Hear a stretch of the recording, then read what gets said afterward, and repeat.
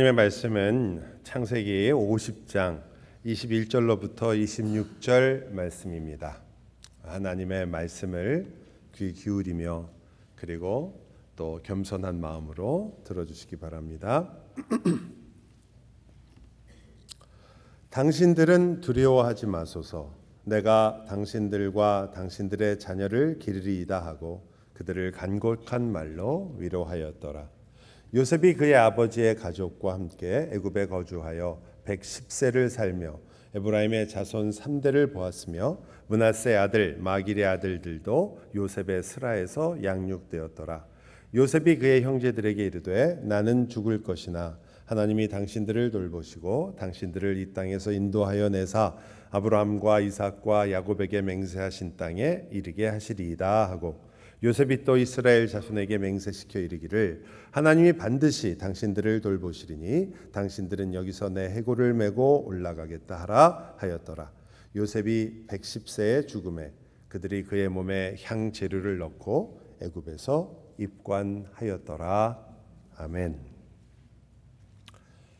지난주에 저희가 말씀드린 이 구조에서 야곱이 이제 애굽을 떠나서 가나안으로 갔고, 우리의 마지막을 보면 요셉이 말을 하죠. 내 해골을 가지고 가나안으로 가라. 역시 출애굽이었습니다. 하나는 야곱의 출애굽이고 또 하나는 요셉의 출애굽. 그 사이에 우리가 요셉과 그리고 그 후손들, 형제들이 살았던 그 애굽에서의 생활을 마치 광야와 같다. 그래서 저희가 광야에서라는 제목으로 함께 말씀을 나누고 있습니다. 지난주에 저희가 또 살펴본 것처럼 형들의 관심이 어디 있었는가? 형들은 이 모든 일을 겪으면서 그들의 관심은 요셉에 있었다는 것을 보게 됩니다. 그들에게 하나님이나 하나님의 섭리는 그렇게 잘 보이지 않았던 것 같아요. 우리가 하나님의 마음과 하나님의 뜻 이런 것들을 별로 생각하지 않게 되면 항상 결국은 내 잣대나 내 상상력으로 자신의 드라마를 생각하게 됩니다. 한번 생각해 보세요. 가나안까지 야곱과 함께 야곱의 시신을 가지고 그리고 이 애굽 사람들과 같이 그 애굽으로부터 출발해서 같이 올라갔습니다. 올라가서 모든 일을 다 하고 장례를 마치고 돌아오게 됐어요. 자, 돌아오는 길은 요셉에게는 어떤 길인가요? 요셉에게는 거의 자기가 20여 년 전에 걸었던 길입니다. 그 길은 자기가 팔려왔던 길이죠. 죽을 수도 있었던 길입니다. 그러니까 요셉에게는 그 길은 정말 절망의 길을 그가 다시 걸어오는 거죠. 요셉이 무슨 생각을 했는지 정확하게 모르겠지만 형제들의 생각은 요셉에게 형제들이 와서 한 말을 갖고 알 수가 있습니다. 형제들에게 그 길은 어떤 길일까요? 형제들은 요셉을 판 것입니다. 요셉을 죽이려고 했었어요. 그럼 요셉이 지금 같이 가고 있는데 누구도 같이 간 줄 아세요? 군대도 같이 갔어요. 정말 쥐도 새도 모르게. 거기서 죽여버리면 그만이잖아요. 원수를 갚으려면 거기만큼 좋은 데가 어디 있겠어요. 거기서 죽여버리고, 그리고 아마 이런 생각을 충분히 했을 것입니다. 요셉이 우리를 여기서 다 묻어버리면 어떡할 것인가. 그리고는 우리의 자손들, 저 고센 땅에 남아있는 이들은 다 노예로 만들어버리면, 그런 일이 생기면 어떨 것인가. 굉장히 불안했겠죠. 그래서 모든 요셉의 형제들에게 그 길은 근심의 길일 것이었습니다. 그래서 결국 요셉에게 나가잖아요. 아버지를 팝니다. 요셉아, 아버지가 말씀하셨다. 우리 용서하라고 그랬다. 그리고 혹시 요셉이 받아들이지 않거나 낯빛이 바뀔까 봐 미리 이야기하죠. 우리는 너의 종으로 살겠다. 참 자기의 형제에게 그렇게 말하는 게 쉬운 일은 아니잖아요. 그들이 의논을 해서 형제인 요셉에게 가서 이런 얘기를 했던 것은 사실 요셉에게는 정말 뜬금없는 이야기였죠. 요셉은 굉장히 황당해합니다. 그가 울었다라고까지 표현하는데, 하지만 형제들의 입장에서는 충분히 쓸 수 있는 드라마였습니다. 우리도 이런 일을 많이 겪지 않나요? 우리가 우리 자신에게 집중을 하고 우리 자신의 드라마를 쓰기 시작하면은 그 다음에는 우리에게 두려움과 걱정이 생기기 시작합니다. 상대방의 의도를 우리 생각으로 읽기 시작하는 거죠. 물론 어떤 때 맞을 때도 있겠죠. 하지만 많은 경우에 우리는 결국 그것 때문에 걱정하게 되고 우리 나름대로의 드라마를 씁니다. 이렇게 된 거 보니까 이런 것이다. 이건 이럴 것이 틀림없다. 그리고 우리는 우리의 드라마를 쓰죠. 절망하거나 걱정하게 됩니다. 뭐가 빠진 걸까요? 그들의 생각은 충분히 가능한 생각인데 뭐가 빠졌을까요? 그들이 염려하는 것은 어쩌면 당연한 일이겠죠. 자기가 요셉을 죽이려고 했었는데 근데 뭐가 빠진 것일까요? 하나님이 빠진 드라마를 쓴 거죠. 여러분의 인생을 여러분이 얼마나 잘 분석하고 여러분이 여러분 앞에 있는 문제를 얼마나 잘 이해하고 얼마나 여러분이 뛰어나서 그 문제를 해결할 능력이 있어도 여러분이 하나님이 빠져 있는 드라마를 쓰시게 되면 그것은 두려움과 근심뿐입니다. 그걸 피할 길이 없는 거죠. 하나님이 빠져 있기 때문에 우리 스스로 이 드라마를 이끌어 가야 되고 그리고 그것을 결론을 내고 결정을 내며 이루어내야 되기 때문에 우리는 걱정을 안 할 수가 없는 거죠. 그래서 요셉은 그들의 눈을 하나님에게 향하게 하는 겁니다. 내가 하나님을 대신하리이까. 그것이 19절과 20절에 나와 있는 말씀이었죠. 당신들은 나를 해하려 하였으나 하나님은 그것을 선으로 바꾸사 오늘과 같이 많은 백성의 생명을 구원하게 하려 하셨습니다. 하나님께서 요셉에 의하면 하나님께서 그 드라마에 들어오시니까 사실은 근심과 두려울 수밖에 없었던 그 역사가 구원과 생명의 역사로 바뀌더라는 겁니다. 달라진 거죠. 여러분 꼭 좀 기억해 주셨으면 좋겠어요. 일어난 사건이 변한 게 아니에요. 그런데 그 사건의 진정한 핵심을 보지 못했을 때 요셉의 형제들은 다 두려워했습니다.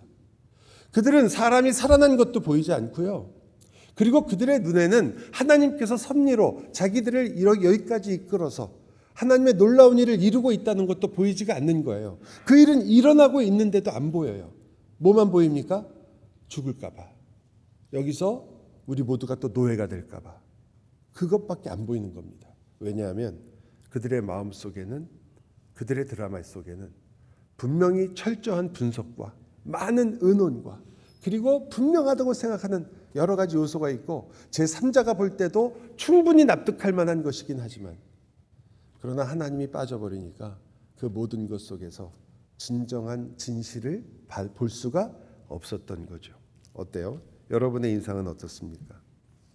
죄와 죽음으로 끝날 수밖에 없는 우리들의 인생이 하나님께서 들어오셨을 때 사실은 의와 생명으로 끝나게 되는 것을 우리가 다 알고 있습니다. 구원의 역사라고 우리가 얘기하죠. 여러분의 지금 인생은 어떻습니까? 여러분이 여러분 앞에 있는 여러 가지 일들과 문제들을 생각하는 방식은 어떻습니까? 여러분이 여러분의 인생 속에서 겪는 수많은 일들 속에서 여러분은 무엇을 보십니까? 물론 여러분은 여러분 나름대로 많은 것을 분석할 것이고 생각할 것이고 이것이 더 좋을 것이라고 우리가 말할 수 있고 상대방의 의도를 읽으려고 노력할 것이고 많은 것들을 결정해야 될 수많은 순간들이 있겠죠. 그때 여러분의 그 드라마에서 하나님은 어디에 계십니까? 가끔 우리가 하나님을 조연으로 부를 때는 있습니다. 하나님 좀 도와주십시오라고 할 때도 있고 하나님 어떻게 하나님이 저를 이렇게 놔둘 수가 있습니까? 라고 할 때도 있습니다. 그런데 정말 그 모든 일이 내 인생을 올바르게 진실되게 알려면 이 문제를 정말로 우리가 깨달으려고 한다면 하나님이 그 중심에 있어야 된다는 것, 이 모든 일에 하나님이 다스리고 있다는 것을 그것을 빼놓는다면 우리는 진실을 볼 수가 없는 거죠. 여러분 22절로 가면 요셉의 마지막 인생이 나와요. 야곱을 장례할 때가 요셉이 57세나 56세입니다. 근데 지금 요셉이 이제 세상을 떠날 때 나이가 110세예요. 그러니까 약 54년을 더 산 거예요. 야곱이 죽고 나서 54년을 더 살았습니다. 그리고 그간에 많은 자녀가 태어난 거죠. 그래서 성경이 말하기를 3대 아브라함이 아니라 에브라임의 3대를 키웠다고 얘기합니다. 므낫세의 손자들도 봤으니까 증손을 다 본 거예요. 자, 성경에서요. 왜 이런 이야기를 하느냐? 뭐 증손을 봤다 이게 뭐 우리는 뭐 나는 뭐 할아버지 아닌가? 나 우리도 손자가 있는데 이런 얘기를 하려는 게 아니라요. 시편에 보면 시편에 이렇게 나와요. 복 있는 자가 누구냐? 자식의 자식을 보는 자가 복이 있다. 시편 128편에 있는 말씀이에요. 즉 지금 성경이 이 요셉의 이야기를 이렇게 요약한 것은 뭘 얘기하는 거예요? 요셉이 어떤 사람이다? 복이 있는 사람이다. 자, 그러면 창세기 저게 1장부터 50장까지 왔거든요. 까마득한 1장이 있고 드디어 여기까지 왔는데 그 50장의 마지막으로 이것처럼 멋있는 게 어디 있어요? 요셉이 그 자녀들이 이렇게 번성했고 형제들과는 다시 우애를 회복했으며 그 형제들도 많은 자손을 낳고 행복하게 살았더라. 좀 그렇게 끝나는 거잖아요. 해피엔딩인 거죠. 근데 우리가 되게 영화를 볼 때 해피엔딩으로 끝날 때 혹시 이게 여기서 이대로 끝날까 아닐까 생각하시는 요즘 더 많이 그렇죠. 하도 영화들이 반전을 좋아하니까. 근데 이 반전은 이 창세기에도 있는 거예요. 창세기 50장의 반전은 요셉의 마지막 말입니다. 그가 그렇게 행복하고 해피엔딩이라고 생각했다면 하지 않아야 될 이야기를 요셉이 하는 거예요. 그의 형제들에게 이야기합니다. 형제들이요. 나는 이제 죽습니다. 그런데 여러분, 하나님께서 여러분을 돌보실 거예요. 그리고 반드시 여러분을 다시 약속의 땅으로 올라가게 할 것입니다. 그때 나를, 내 해골을 같이 데려가 주십시오. 애굽이 해피엔딩이면 여기서 살고 죽었으니 끝나면 되잖아요. 그죠? 근데 애굽이 해피엔딩이 아닌 거예요. 더 재미있는 것은 어떤 분은 뭐 그래도 마지막에 가족들하고 같이 올라가는 걸 원하는 거 아니냐 이렇게 생각하실 수 있겠지만 더 재미있는 거죠. 왜 지금 안 올라가는 거예요? 아버지는 올라가게 해놓고 자기가 직접 가서 장례까지 치러놓고 형제들에게 얘기하면 되잖아요. 나도 가나안에다 장사를 지내달라. 그 한마디면 될 거 아니에요? 요셉이 어떤 사람이에요 지금? 이 애굽에서 가장 권력을 가진 사람인데 그걸 안 들어주겠어요? 그런데 그는 그렇게 부탁하지 않고 나는 여기 묻히겠다고 얘기하는 거예요. 하지만 내가 묻혔지만 너희들이 올라갈 때, 너와 너희 자손들이 올라갈 때는 내 해골을 같이 데려가 달라.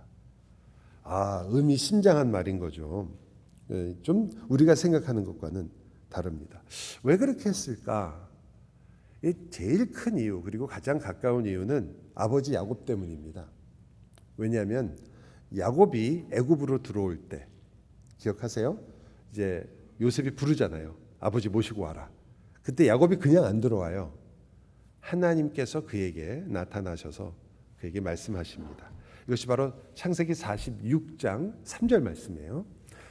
저희가 한번 같이 읽어볼까요? 같이 읽겠습니다.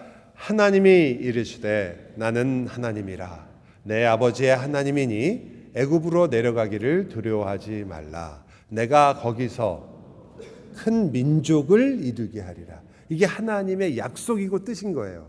그냥 내려가는 게 아니에요. 야곱이 그냥 애굽으로 들어가라. 잠깐 너 이 기근이 있으니까 너 목숨을 건지기 위해서 잠깐 일로 가자. 이런 게 아닌 거예요. 하나님의 약속은 뭐예요? 너로 큰 민족을 이루게 하겠다. 이거 누구한테 약속한 거죠 원래? 아브라함에게. 아브라함에게 한 약속을 어디서 이루시겠다는 거예요?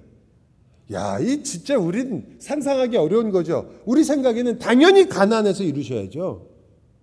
아브라함하고 약속해갖고 아브라함을 가나안까지 끌고 내려오셨는데 그러면 우리가 하나님 좀 상식적으로 볼 때 하나님이 이게 맞는 거 아니에요? 여기서 이렇게 해서 사람이 늘어나고 그래서 여기서 하나님께 영광을 돌리는 삶이 나와야 되는데 그게 아니라 어디로 데려간 거예요? 애굽으로 가서 애굽에서 큰 민족을 이루겠다. 지금 야곱은 족장으로서의 자기의 역할을 마치고 가나안으로 돌아갔지만 이 요셉은 바로 이 일, 큰 민족을 이루는 일이 무엇인가를 야곱이 왜 여기 왔는지를 알고 있기 때문에 거기서 끝나는 게 아니잖아요. 내가 너와 함께 애굽으로 내려가겠고 반드시 너를 인도하여 다시 올라올 것이며 요셉이 그의 손으로 내 눈을 감길 것이다. 이것이 하나님께서 야곱에게 하신 약속이에요. 그대로 이루어졌죠. 또한 동시에 야곱에게 애굽이 어떤 곳인가를 보여준 거죠. 사실상 야곱이 살았던 인생의 마지막 부분은 이제 야곱이 애굽으로 갔었지만 그러나 그들이 출애굽하여 다시 돌아올 것이라는 것을 야곱이 산 인생을 통해서 하나님께서 증거하신 겁니다. 그렇기 때문에 야곱이 애굽으로 온 것은 마치 그가 애굽에서 산 것이 광야에서 산 것과 마찬가지였던 거죠. 가장 부유하게 살았는지 모르지만 가장 성경에서는 표현하지 않습니다. 가장 멋있는 인생을 살았을 것 같은데 성경은 그의 생에 아무것도 표현하지 않습니다.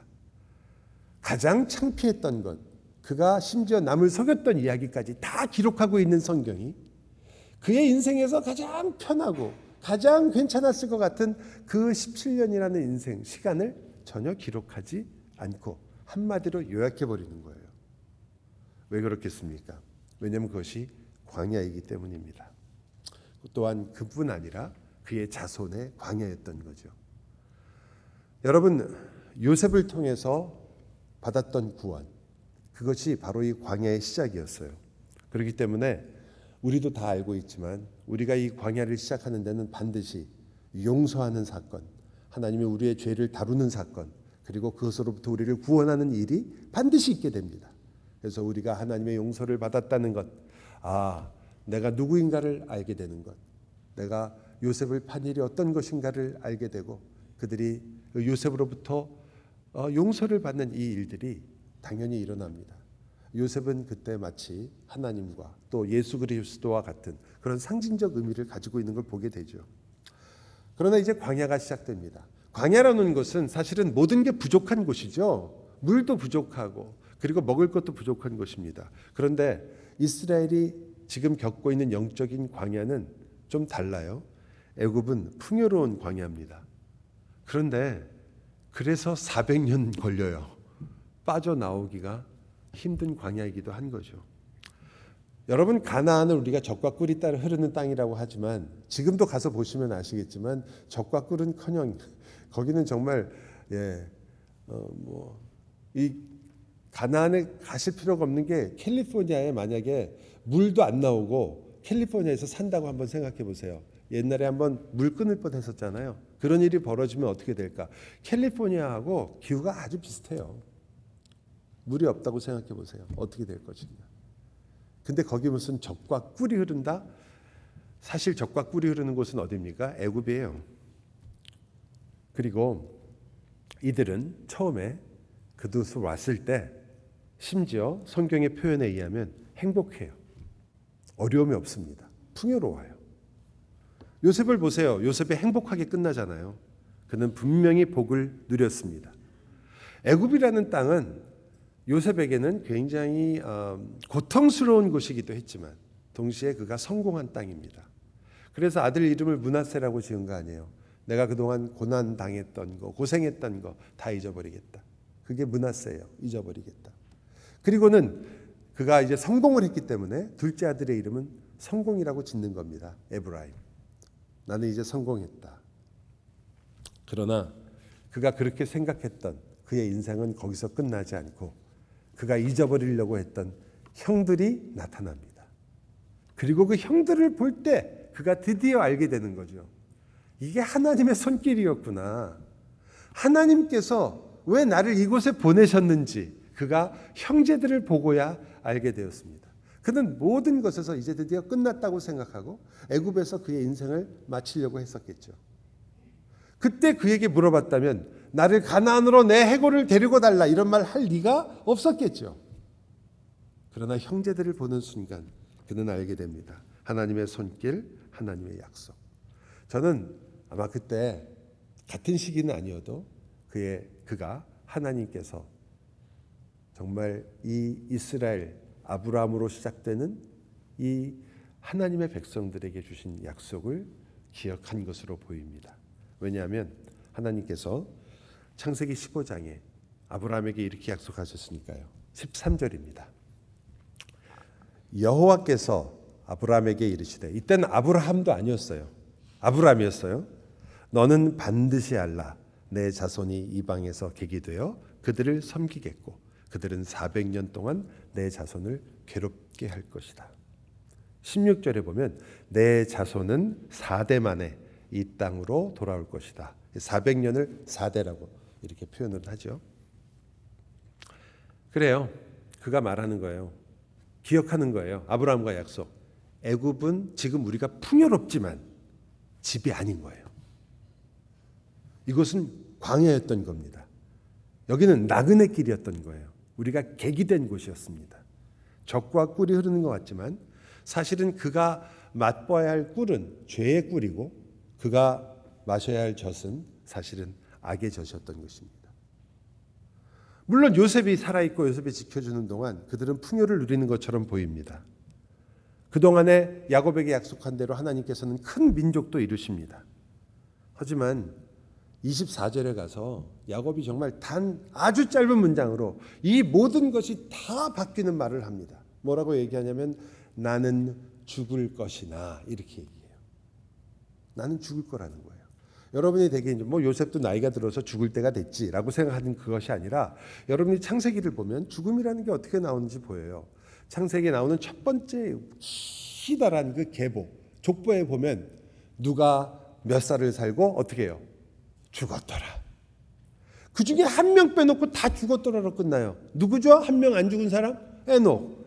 에녹만 주님과 동행하여 하늘에 갔다. 그래서 그 안에서 사실은 메시아와 하나님의 역사가 어떤 것인가를 보여주는 아주 귀중한 에녹이 예수 그리스도의 모습을 보여주는 모습으로 드러납니다. 하지만 더 인간의 타락으로 나오는 인간이 하나님을 떠나서 그들이 마주하는 마지막 현실이 뭐냐?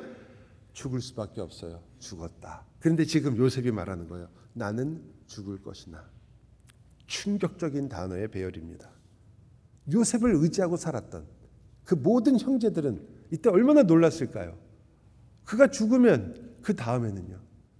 자신들을 돌보아 줄 것이 무엇이 있으며 자기들의 방패막이가 어디 있으며 자기들이 이 땅에서 어떻게 살란 말인가?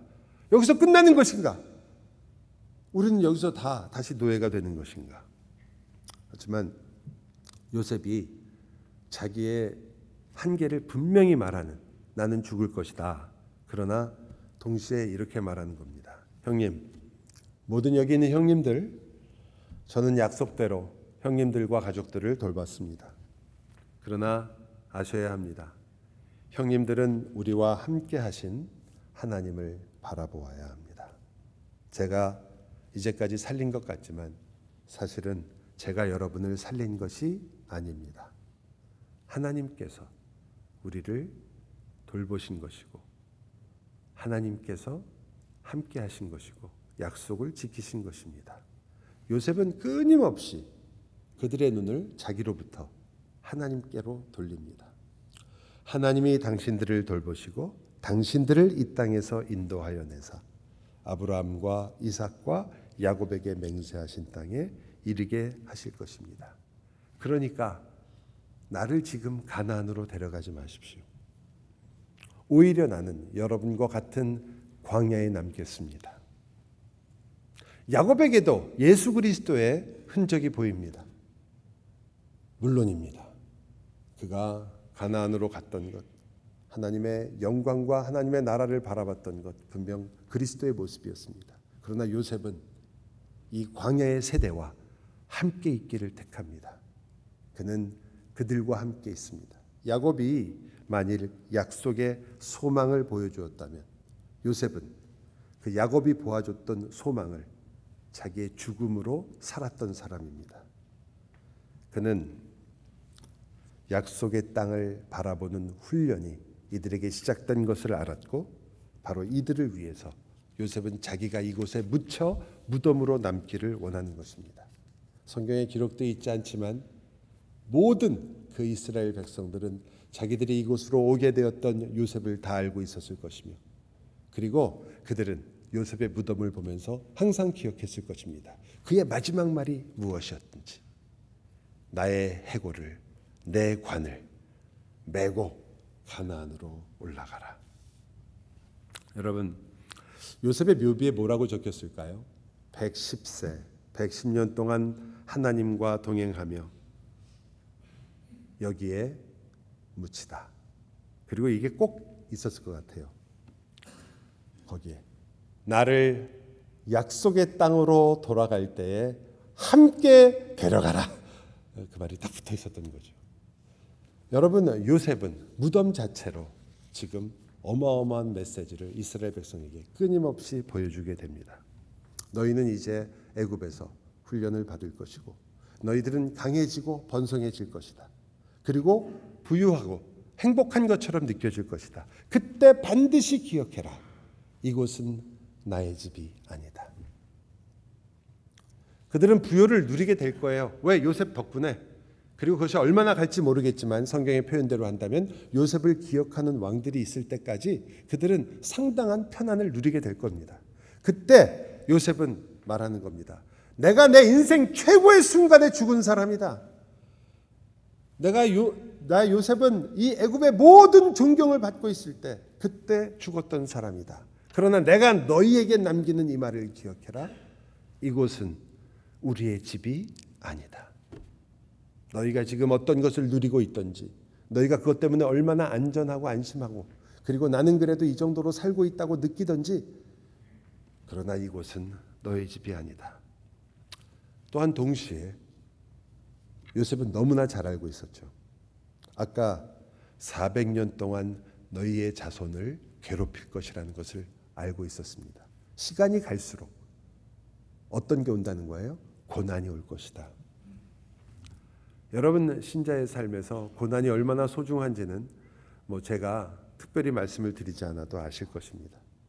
신자의 삶에 고난이 빠지지 않는 이유는 가장 중요하게도 그것을 통해서 우리가 더 하나님의 신앙이 더 발전하고 나아진다 이런 것도 있지만 그것은 무엇을 뜻하는 거냐면요. 이 고난이 오면 사람은 자기의 연약함과 한계를 알기 때문입니다. 여러분 팬데믹 지난 지 얼마 되지도 않았는데 우리 다 잊어버렸잖아요. 그때 우리가 얼마나 한번 돌이켜 생각해 보세요. 얼마나 참 그죠? 사람 만나는 것도 무서워하고 뭐 그거 대단한 거라고 지금 생각하면 그죠? 예? 그 바이러스 것 때문에 사람도 안 만나고 교회 모이는 것도 막 불안해가지고 어쩔 줄 모르고 제가 기억해요. 저희 식구 중에도 있었어요. 하루에 100번씩 손 씻는 사람들. 어디만 만지면 닦고 뭐만 만나면 하고 그때 기름 넣고 기름 전에 닦고 기름 넣고 닦고 누가 혹시 손이라도 한번 잡았을까 봐 얼마나 우리가 연약했었습니까 그때. 그것뿐인가요? 솔직히 저희가 아프면 알잖아요. 우리가 얼마나 힘이 없는지 우리가 뭘 할 수 있는지. 여러분 꼭 몸이 아프지 않더라도 사업하신 분들 다 아시잖아요. 조금만 어려워져도 다 앓는 소리 하고 세상이 무너지죠. 왜? 여러분의 인생 속에 결국 나밖에 없구나를 알게 되니까요. 그때 자기가 그 고난 속에서 내가 나만이 아니라 하나님이 계시다는 걸 알고 하나님을 붙잡게 되고 하나님을 그때 알게 되니까 신자에게 고난은 선택 과목이 아니에요. 이거는 필수적이에요. 없으면 우리는 이 땅에서 이 하나님을 의지하는 삶, 하나님이 누구이신지를 배울 방법이 없거든요. 압니다. 누가 고난을 좋아하겠어요? 누가 아픈 걸 좋아하며 누가 힘든 일을 좋아하며 누가 그런 일을 겪고 싶겠어요? 여러분 그런 거 하나도 안 겪고 그냥 멋있게 살다가 망나니가 되어서 인생의 끝을 그렇게 만드실 건가요? 그리고 마지막에 아무것도 아닌 인생이 될 건가요? 아니면 고난과 아픔을 통해 하나님을 알고 예수 그리스도를 의지할 건가요? 답은 알고 있는데 요거 두 개가 어떻게 좀 잘 고난은 없이 하나님과 가까이 가면 안 될까? 그 궁리를 하는 게 우리들인 거죠. 참 우리 다 정신 차려야 되는데 근데 우리는 그렇게 하죠. 하지만 제가 자주 말씀드리지만 이 고난은 그것만은 아니에요. 내가 하나님을 알아가는구나. 거기서 끝나는 정도가 아니라 그 아는 지식의 퀄리티가 여러분이 어느 정도냐면 천국에 가서도 여러분이 얻을 수 없는 하나님에 대한 지식을 알게 되는 거예요. 천국에는 고난이 없어요. 천국에서 여러분이 거기서 시험에 빠지는 일이 없습니다. 오로지 여러분이 이 세상 속에서만 하나님이 여러분과 함께 걸어가며 고난을 같이 헤쳐주시는 바로 이곳에서만 우리는 알게 되는 겁니다. 제가 아무리 이렇게 멋있게 얘기하고 마치 이렇게 얘기해도 그거는 지금 고난이라는 걸 미워하는 것처럼 보이죠? 아니요. 왜 그것이 자꾸 그렇게 보이냐면 처음으로 돌아간 그 스토리 때문에 그래요. 여러분이 하나님을 여러분의 드라마에서 항상 빼놓으시니까 그러는 거예요. 그러니까 고난이 고난으로 끝나는 거죠. 아픔과 눈물 외에 무슨 의미가 있겠습니까? 이 고생 끝에 그래 어떤 사람들은 그래도 고생하다가 나중에 좀 잘 될 때가 있다. 이렇게밖에 끝날 수가 없는 거예요. 아니요. 여러분이 지금 겪고 있는 그 답답한 시간들, 내가 어찌할 바를 몰라서 힘들어하는 그 시간들조차도 우리가 보기에는 정말 이거 어떻게 하면 좋으냐, 너무너무 안타까운 것처럼 보이는 그 순간들도 어떤 때는 원수 때문에, 어떤 때는 내 자신 때문에, 어떤 때는 수많은 사건들 때문에 내가 헤쳐나가기에도 힘든 그 일들이 가끔 우리에게 다가옵니다. 그때 우리는 이 일들을 어떻게 하면 이겨낼까? 이거 없었으면 왜 내가 이런 일이 생겼을까? 도대체 무엇 때문에 생겼을까? 내가 뭘 잘못했을까? 그럼 앞으로는 어떻게 할 것인가? 그런 분석들로 여러분 자신에게 모든 관심이 쏠렸을 때 이 설교가, 이 말씀이 기억났으면 좋겠어요. 아니다. 내가 한 이 모든 생각에 한 가지가 빠졌구나. 하나님이 계시다면, 하나님이 내 인생의 주인이며 하나님께서 나와 함께 가신다면 이것은 내가 보지 못하는 하나님이 주시는 놀라운 순간이 아닌가. 형제들도 처음에 보지 못했잖아요. 그게 생명을 구하는 일인 줄. 형제들도 몰랐잖아요. 하나님께서 요셉을 그렇게 먼저 보낸 줄. 누가 알았겠어요. 그러나 하나님이 그 안에 들어오니까 하나님께서 우리의 인생 속에서 이렇게 사시는구나. 여러분, 그렇기 때문에 사도들은 이 고난을 어떻게 보면 마치 찬송하는 것처럼 보이는 겁니다. 베드로전서 4장은 이것을 이렇게 표현합니다. 12절 말씀인데요. 함께 같이 한번 읽어봤으면 좋겠습니다. 베드로전서 4장 12절 말씀입니다. 12절과 13절을 같이 읽겠습니다. 네, 13절을 확신하고 계시죠 지금? 하나만 앞으로 가시면 12절인데요. 13절만. 그러면 13절만 읽고 12절 제가 읽을게요.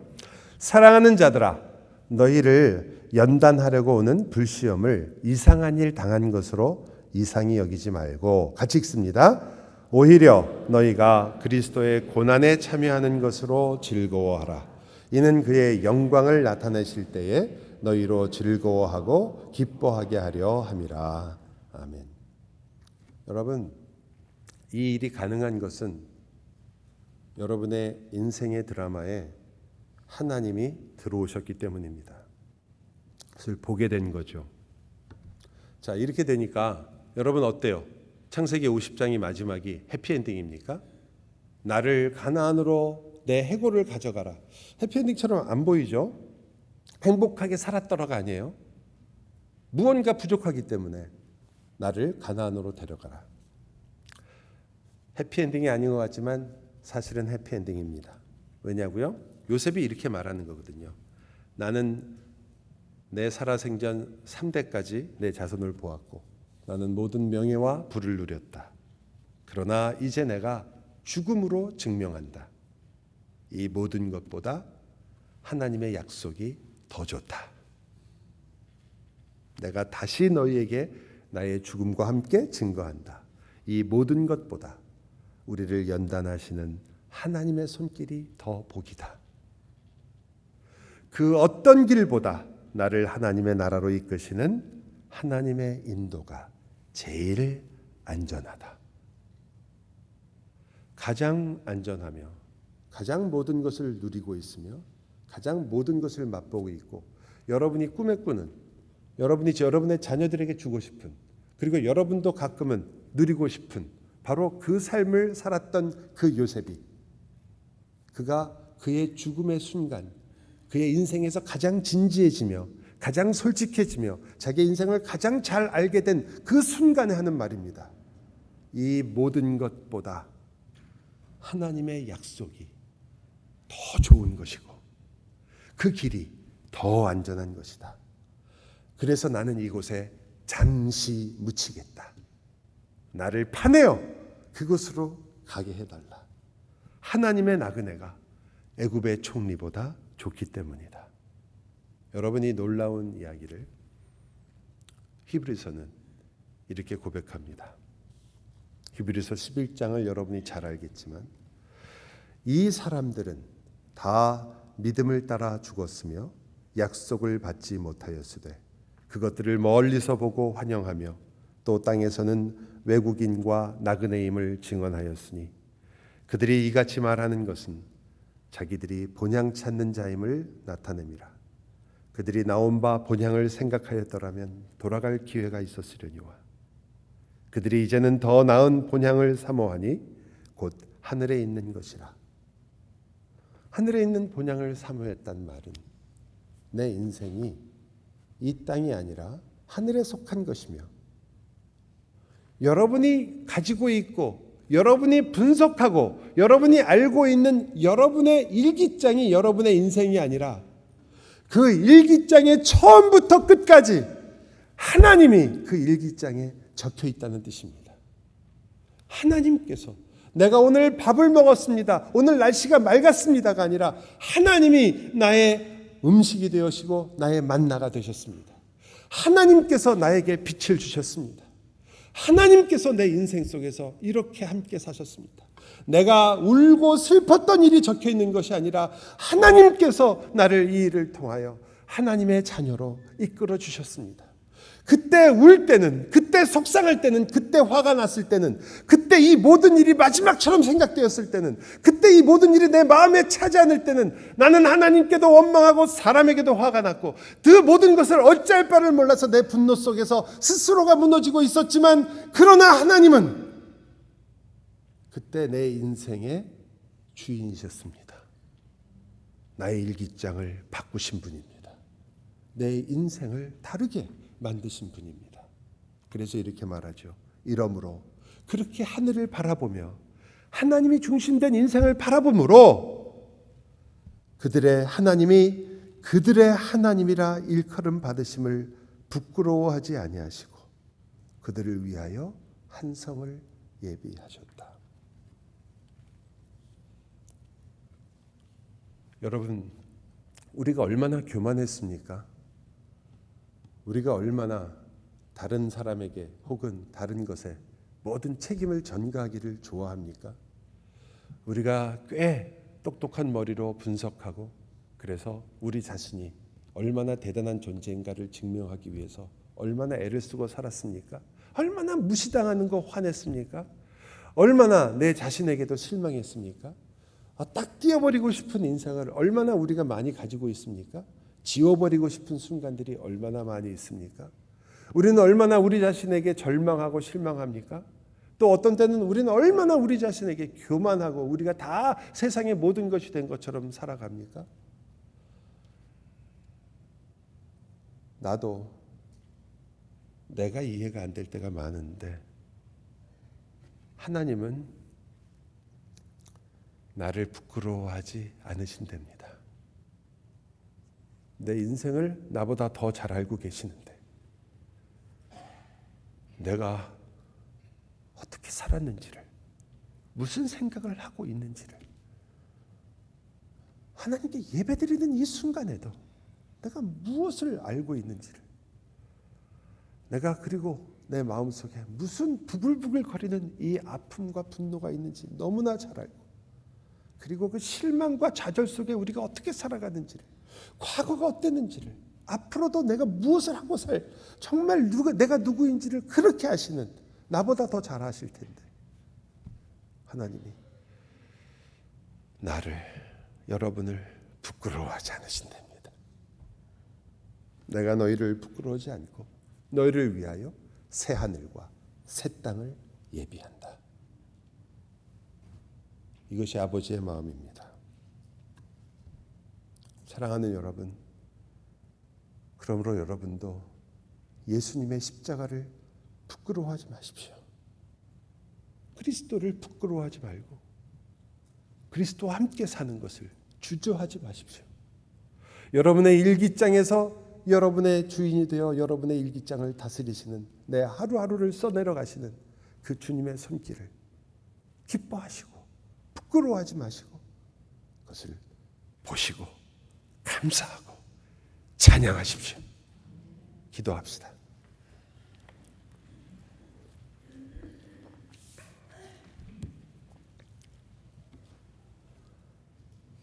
우리를 너무나 잘 아시는 주님, 어떻게 우리가 부끄럽지 않으십니까? 저희가 하나님을 뒤에서 얼마나 욕했는지, 저희가 이해하지 못한다고 하나님을 얼마나 멸시했는지, 예수 그리스도가 훌륭한 분이라고 추켜 세우지만 사실은 그저 이 땅에서 살았던, 그리고 나에게는 조금 도움이 되는, 힘들 때 나에게 조금 힘이 되는 그러한 신으로 우리가 얼마나 하나님을 멸시했는지, 주님, 그런데 이러한 우리를 부끄러워하지 않으시고 아들이라 딸이라 부르시는 것을 기뻐하시고 우리를 위하여 새 하늘과 새 땅을 준비하셨습니다. 주님, 감사합니다.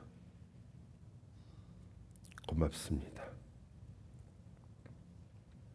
우리도 주님의 아들의 이름에 부끄럽지 않게, 그리고 주님을 부끄러워하지 않으면서 살도록 도와주십시오. 저희의 연약함을 아시는 주님, 저희가 그렇게 사는 인생길에 주님께서 함께 하사 도와 주십시오. 한 걸음이라도 걷게 해 주십시오.